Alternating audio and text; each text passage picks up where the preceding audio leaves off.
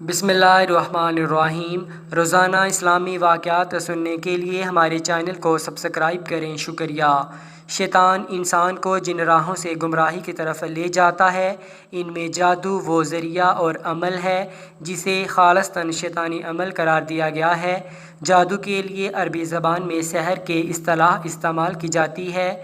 قرآن و سنت میں سحر جادو ایسے امر کو کہا جاتا ہے جس میں شیاطین کو خوش کر کے ان کی مدد حاصل کی جاتی ہے۔ پھر شیاطین کو راضی کرنے کی مختلف صورتیں ہیں۔ کبھی ایسے منتر اختیار کیے جاتے ہیں جن میں کفر و شرک کے کلمات ہوں اور شیاطین کی مداح سرائی کی گئی ہو جس سے شیطان خوش ہوتا ہے۔ کبھی ایسے عمل اختیار کیے جاتے ہیں جو شیطان کو پسند ہیں، مثلاً کسی کو ناحق قتل کر کے اس کا خون استعمال کرنا اور ناپاکی و نجاست کی حالت میں رہنا وغیرہ۔ امام فخر الدین رازی رحمۃ اللہ علیہ لکھتے ہیں کہ شرعیت میں سحر جادو ہر اس کام کے ساتھ مخصوص ہے جس کا ثواب مخفی ہو، اسے اس کی اصل حقیقت سے ہٹ کر پیش کیا جائے اور دھوکہ دہی اس میں نمایاں ہو۔ غرض سحر جادوگر اور شیطان کے درمیان ہونے والے ایک معاہدے کا نام ہے جس کی بنا پر جادوگر کچھ حرام اور شرکیہ امور کا ارتکاب کرتا ہے، شیطان اس کے بدلے جادوگری کی مدد کرتا اور اس کے مطالبات پورے کرتا ہے۔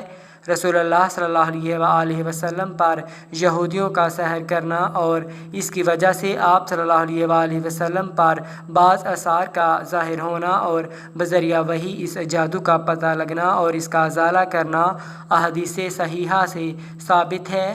صحیح حدیث میں ایک حدیث ہے جو دوسری حدیث کی کتابوں میں بھی درج ہے کہ ایک موقع پر نبی اکرم صلی اللہ علیہ وآلہ وسلم بھی جادو کے اثر میں رہے۔ حضرت زید بن ارقم رضی اللہ تعالیٰ عنہ سے روایت ہے کہ ایک یہودی نے نبی اکرم صلی اللہ علیہ وآلہ وسلم پر جادو کیا۔ جب آپ صلی اللہ علیہ وآلہ وسلم نے اس کے اثرات کو اپنے اوپر محسوس کیا تو حضرت جبرائیل علیہ السلام تشریف لائے اور سورۃ فلق اور سورۃ الناس، جن کو معوذتین کہتے ہیں، وحی کی گئیں۔ پھر حضرت جبرائیل علیہ السلام نے آپ صلی اللہ علیہ وآلہ وسلم سے کہا، یقیناً ایک یہودی نے آپ صلی اللہ علیہ وآلہ وسلم پر جادو کیا ہے اور اس کا طلسم فلاں کنواں میں رکھا ہوا ہے۔ نبی اکرم صلی اللہ علیہ وآلہ وسلم نے حضرت علی رضی اللہ تعالیٰ عنہ کو بھیجا کہ وہاں سے طلسم لے آئیں۔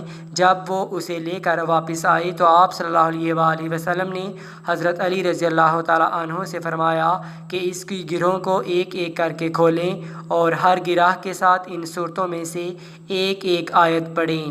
جب انہوں نے ایسا کیا تو آپ صلی اللہ علیہ وآلہ وسلم یوں اٹھ کھڑے ہوئے گویا وہ پہلے بندھے ہوئے تھے۔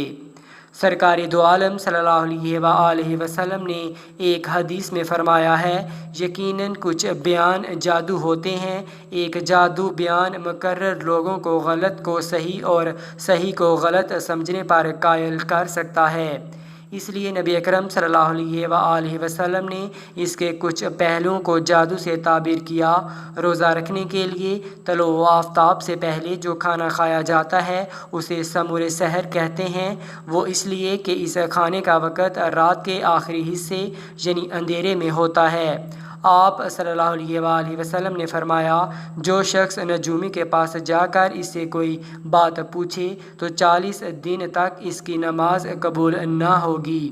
صحیح مسلم کی ہی ایک حدیث میں رسول اللہ صلی اللہ علیہ وآلہ وسلم نے فرمایا کہ شیطان اپنے ایجنٹوں کے بڑے بڑے کارناموں پر خوش نہیں ہوتا، لیکن اس بات پر بہت خوش ہوتا ہے کہ اس کا کوئی پیروکار میاں بیوی کے درمیان تفریق کروا دے۔ حضرت ابو ہریرہ رضی اللہ تعالیٰ عنہ سے روایت ہے کہ رسول اکرم صلی اللہ علیہ وآلہ وسلم نے فرمایا، جو کسی کاہن کے پاس آیا اور اس کی بات کی تصدیق کی تو اس نے اس چیز کا انکار کیا جو محمد صلی اللہ علیہ وآلہ وسلم پر نازل ہوئی۔ اسلام میں جادو سیکھنا اور جادو کرنا دونوں کو کفر قرار دیا گیا ہے، اس لیے جو کوئی بھی جادو کرتا ہو اس کے لیے شرعیت میں بہت سخت سزا رکھی گئی ہے۔ اگر کوئی جادو پر عمل کرتا ہوا پکڑا جائے تو وہ توبہ نہ کرے اور جادو کرنا نہ چھوڑے تو اس کی سزا موت ہے۔ اس قانون کی بنیاد اللہ کے رسول صلی اللہ علیہ وآلہ وسلم کی یہ حدیث ہے جس کے راوی حضرت جندب ابن کعب رضی اللہ تعالیٰ عنہ ہیں۔ نبی اکرم صلی اللہ علیہ وآلہ وسلم نے فرمایا، جادوگر کے لیے مقرر کردہ سزا یہ ہے کہ اسے تلوار سے قتل کر دیا جائے۔ اس قانون پر خلفائے راشدین نے سختی سے عمل کیا۔